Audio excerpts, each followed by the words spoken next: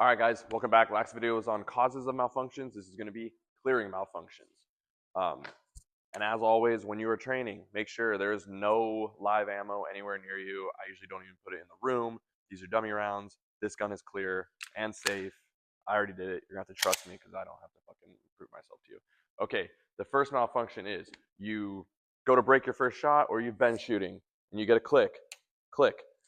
It could be because, like we talked about, you didn't seat your mag all the way, and when you went to rack your first round, it didn't pick anything up. Or you were running around and you were doing some training, or you were holstering or bumping or whatever, and you accidentally hit your mag, shot around, it went back, did not pick up a round. There's a bunch of reasons. For some reason, you have a failure to feed, you get a click. Not a mushy trigger, you actually get a click, which means the gun racked and seated all the way forward.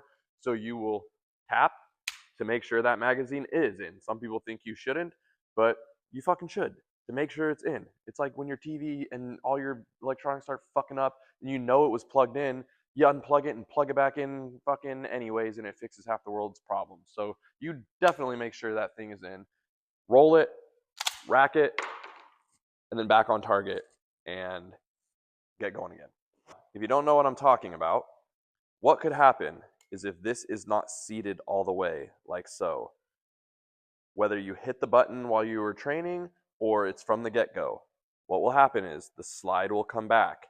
If it's during training, it'll eject that round. Or if it's your initial racking to chamber a round, what happens is when it comes back down, it's not seated all the way, so it misses it. So it looks like your gun is good to go. Click. No round. Tap. Then rack. Now we get a round. So that's why you do that. That's what it will look like. It can be that far out and not pick up a round. Tapping and racking also will clear the malfunction of the stovepipe. You limp wristed the pistol or you did something for whatever reason, the spent casing did not get out of there, and you end up with this little guy. Looks like a little stovepipe. Fucking adorable. Same deal. Gun doesn't go off. This time you wouldn't have click, you'd have a mushy trigger, but you can see it, and you can see that you've got a stovepipe when you inspect the gun. Keep it in the workspace, tap, roll, rack, the stovepipe falls out, and back on target.